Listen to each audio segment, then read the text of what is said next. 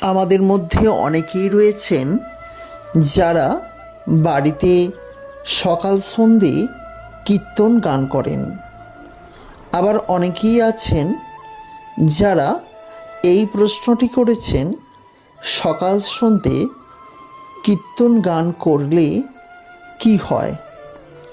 আপনি যদি বাড়িতে প্রত্যেক দিন সকালে এবং সন্ধ্যাবেলায় কীর্তন গান করেন, আপনি কি কি ফল লাভ করবেন বা আপনার জীবনে কি কি সৌভাগ্য আসবে, আজকের ভিডিওতে সেই বিষয়ে বিস্তারিত জানাবো আপনাদের। নমস্কার বন্ধুরা, স্বাগত জানাচ্ছি আমাদের পৌরাণিক কথা ইউটিউব চ্যানেলে।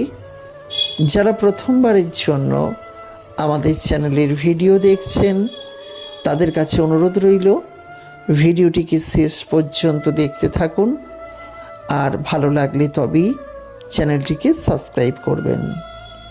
ভিডিও শুরুর প্রথমেই অবশ্যই সকলে মিলে বলুন, হরে কৃষ্ণ কৃষ্ণ কৃষ্ণ হরে হরে, হরে রাম রাম রাম হরে হরে। সকাল এবং সন্ধ্যাবেলায় কীর্তন গান করলে বহু প্রকারের ফল লাভ হয়। আজকের ভিডিওতে আমি আপনাদের সামনে তা বর্ণনা করব। তবে সবথেকে ভালো বা সবথেকে সুফল হচ্ছে, কীর্তন গান যদি করেন, আপনার মন এত পবিত্র হয়ে যাবে, আপনি এমন কোনো কাজ করতে আর পারবেন না যে কাজ একটি মানুষের ঘৃণ্য মানসিকতার প্রকাশ করে।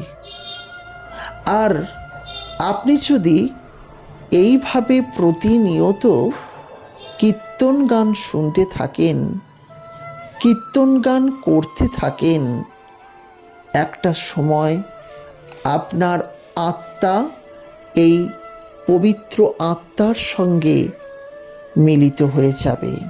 তখন আপনার জীবনে অফুরন্ত আনন্দের জোয়ার, যা কখনো আর শেষ হবে না। মৃত্যুর পর স্বর্গে গমন এবং অফুরন্ত আনন্দ ভোগ আপনার জীবনকে ঘিরে রাখবে। তাই সকাল এবং সন্ধ্যাতে অবশ্যই কীর্তন গান করতে হবে এবং শ্রবণও করতে হবে। এখন আমাদের মধ্যে একটি বড় প্রশ্ন আছে, কীর্তন গান করা বা শ্রবণ করার বয়স কত? সত্যি কথা বলতে, কীর্তন করার জন্য কোনো বয়স লাগে না। ছোট থেকে বৃদ্ধ সকলেই করতে পারেন। তবে সংসার ধর্ম সকল ধর্মের থেকে বড় ধর্ম। তাই প্রথমে বলবো, সংসার ধর্ম করবেন। সংসার ধর্মের পর লোকচিন্তা, পরনিন্দা, পরচর্চা বাদ দিয়ে কীর্তন গান করবেন। এতে আপনার মন পবিত্র হবে, আপনার দৃষ্টি পবিত্র হবে, আপনার চিন্তা পবিত্র হবে, যার ফলে আপনার জীবনটাও পবিত্র হয়ে যাবে। তবে সকলে কিন্তু এই কীর্তন গান করতে পারেন না। অনেকে হয়তো উপরে উপরে করেন, কিন্তু মন থেকে করতে পারেন না। যখন আপনি কীর্তন গান করতে গিয়ে বিভোর হয়ে যাবেন, যখন আপনার সংসারের সকল চিন্তা ত্যাগ করে শুধুমাত্র শ্রীকৃষ্ণের কথাই চিন্তা করবেন, তখনই জানবেন আপনার কীর্তনের সাফল্য।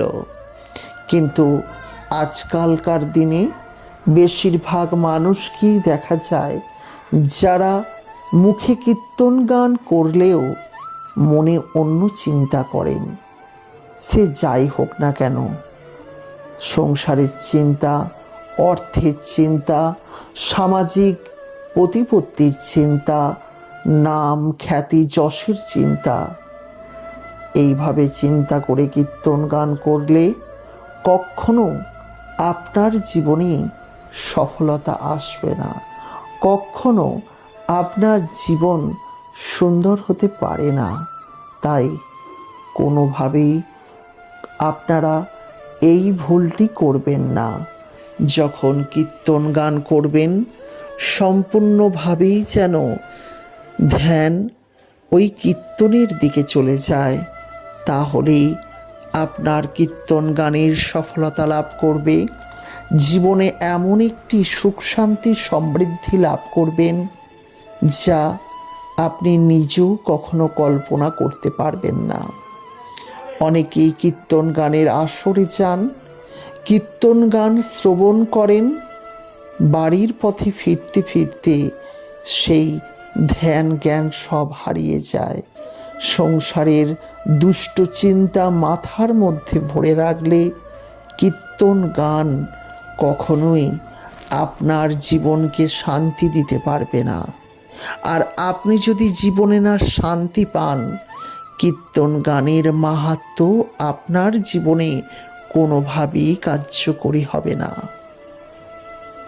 তাই প্রিয় দর্শককে বললাম, এবার থেকে আপনি যেখানেই কীর্তন গান শ্রবণ করতে যাবেন, সংসারের সকল চিন্তা সম্পূর্ণরূপে ত্যাগ করে নিজেকে সেই পরমাত্মার সঙ্গে মিলিয়ে দেওয়ার কথা চিন্তা করবেন।